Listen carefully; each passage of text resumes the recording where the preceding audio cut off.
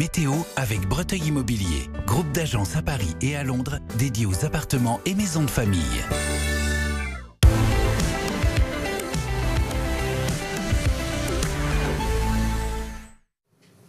Bonjour et bienvenue dans ce nouveau numéro de Scène sur Scène, l'interview. Aujourd'hui, c'est une véritable icône du cinéma français que nous recevons. D'Alain Delon à Luc Besson, en passant par Claude Lelouch et Ettore Scola, ils ont tous tourné avec elle. Sa carrière est même devenue internationale en donnant notamment la réplique à Leonardo DiCaprio. La sublime Anne Parillot, éternelle et césarisée Nikita, un rôle qui ne la lâchera sans doute jamais, est avec nous pour parler de sa nouvelle vie de comédienne, puisqu'elle fait ses débuts sur les planches, ici, au Théâtre Montparnasse, où elle est à l'affiche actuellement de la pièce Le Lauréat. Bonsoir, Benjamin. C'est au bout du couloir. C'est un sacré machin, le talent. Oui. Si vous voulez bien m'excuser. C'est la dernière mode sur la côte Est. On dirait un préservatif. Bonjour Anne Parillot. Bonjour. On est ravis d'être ici avec vous au Théâtre Montparnasse aujourd'hui, puisque vous êtes à l'affiche du Lauréat. On vous attendait sur l'écran et on vous retrouve sur les planches de théâtre, toujours là où on ne vous attend pas en fait. En fait, je pense que j'aime les défis.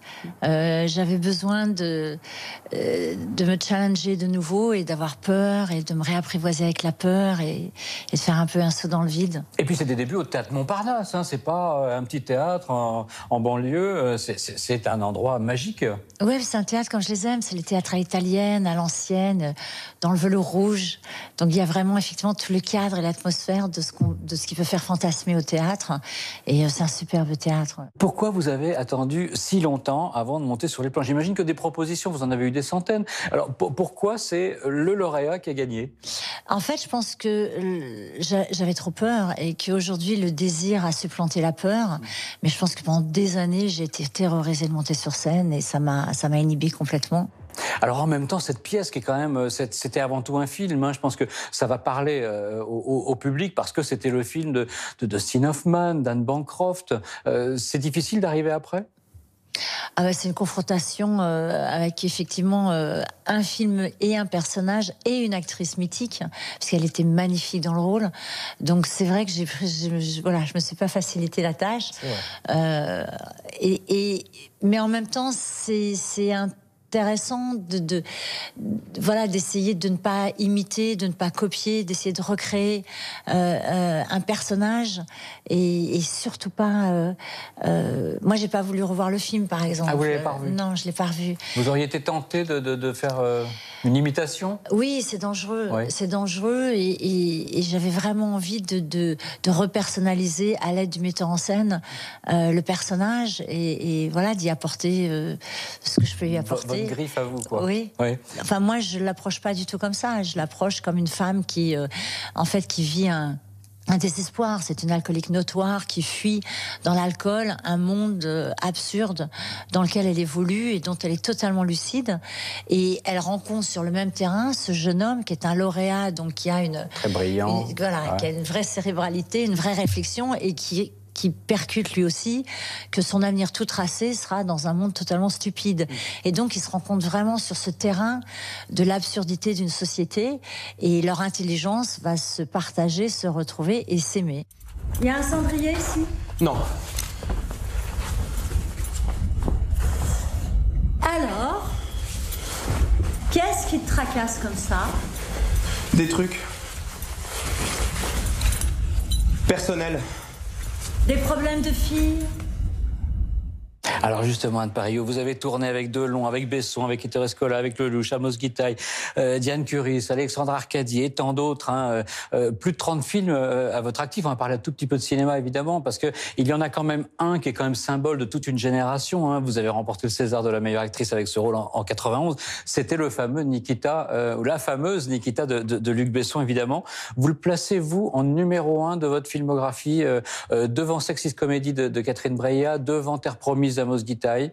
C'est un peu votre top 3 de vos films? Alors, je les classifie pas comme ça. Je les classifie pas selon des tops. Je les classifie selon ce que ça a déclenché en moi et ce que ça m'a permis d'obtenir comme révélation.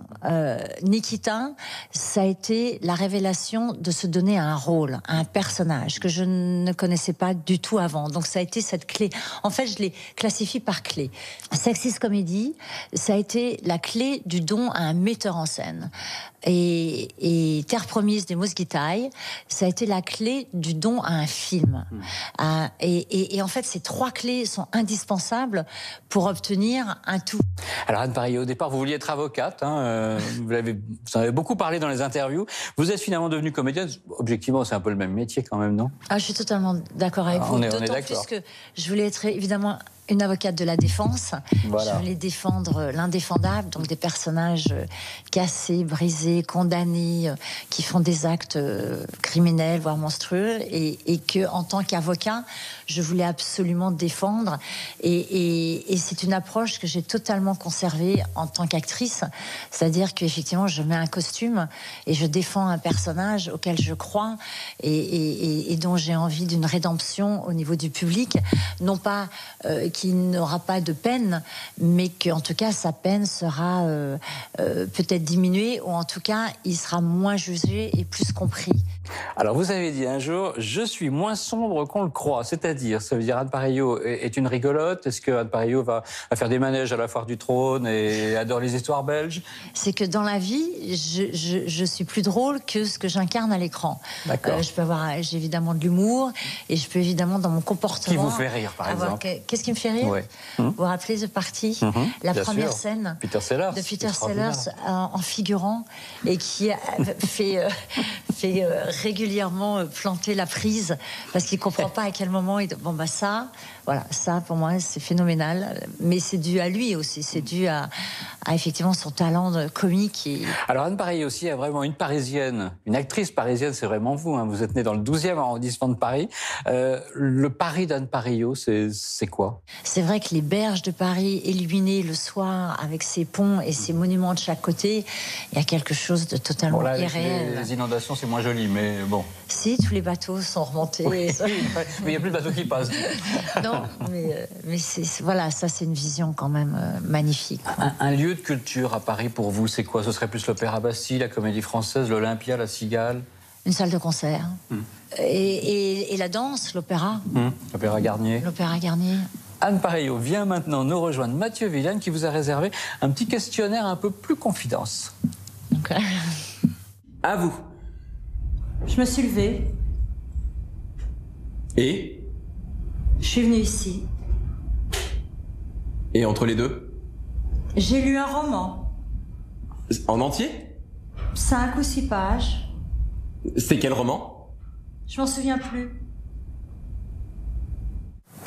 Bonjour Anne Parillaud. Bonjour.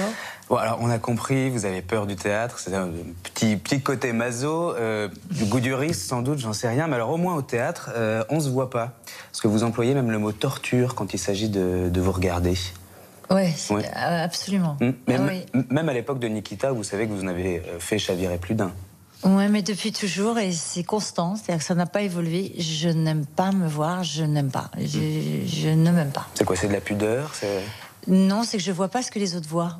Donc je comprends pas, en fait, ce que les autres voient. Je ne le perçois pas, j'y ai pas accès. Ah, vous dites, je n'ai aucune confiance en moi, je me porte aucune valeur. Je suis devenue actrice car ça me permettait de vivre ma vie par procuration. Ça veut dire que si aujourd'hui vous avez plus de personnages, vous vivez plus? Non, j'en ai vraiment besoin. Ouais, je suis perdue sans eux. Vraiment. C'est eux qui me soutiennent, c'est eux qui me font exister, c'est ma survie. Et quand c'est pour ça que je les aime autant.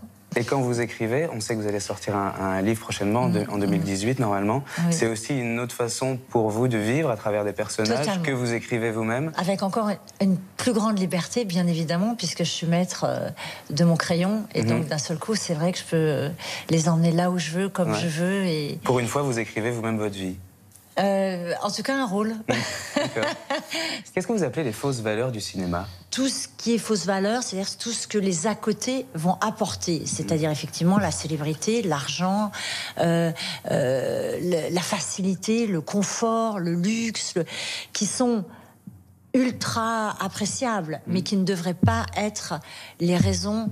Oui, vous disiez, je me rappelle, vous disiez quelque chose, vous disiez le succès au cinéma, finalement, c'est l'accident pour l'acteur. Ah, totalement. Parce que ça l'empêche de poursuivre aussi une carrière sans se... Avec la liberté nécessaire, c'est-à-dire que... Et en plus, voilà, c'est comme un pic d'une montagne, c'est-à-dire que quand vous arrivez à un pic, il y a forcément une descente pour aller à l'autre montagne, sinon il faut prendre un avion. Donc en fait, le pic est un accident. Et en ça, Nikita m'a fait très peur, parce que d'un seul coup, effectivement, c'était comme un achèvement, alors que pour moi, c'était le début. Pour finir, on va quand même en parler de votre éternelle jouvence. Vous êtes lumineuse et vous la justifiez comme ça.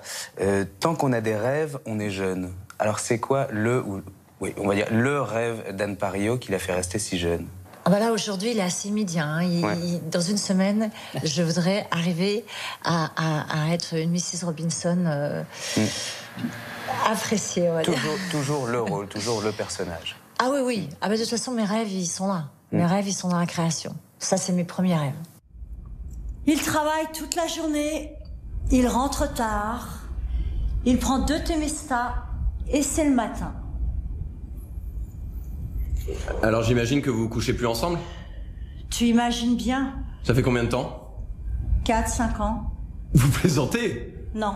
Vous n'avez pas couché avec votre mari depuis 4 ou 5 ans? Ah putain, c'est vraiment un sujet intéressant, hein. Merci beaucoup Anne Parillaud. Je rappelle votre actualité. Vous êtes ici à l'affiche du lauréat de Terry Johnson, adaptation française de Christopher Thompson, mise en scène Stéphane Cotin. C'est ici au Théâtre Montparnasse depuis le 8 février. Et à vos côtés, l'excellent jeune Arthur Fenwick. Vous serez d'accord, il est excellent. Et puis donc à côté d'Arthur Fenwick et vous, Marc Fayet, Françoise Lépine, Adèle Bernier, Jean-Michel Lamy. Merci beaucoup Anne Parillaud. Merci.